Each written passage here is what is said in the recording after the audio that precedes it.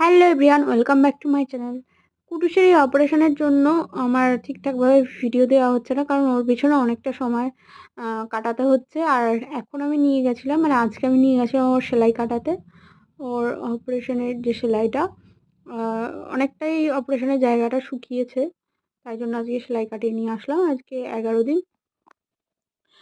আর এত কষ্ট লাগছে, মানে অপারেশনের দিন থেকে, যেখানে ওকে একবার মারাও হয় না, আমাদের বাড়ি কেউ ওকে মারে না একটাও।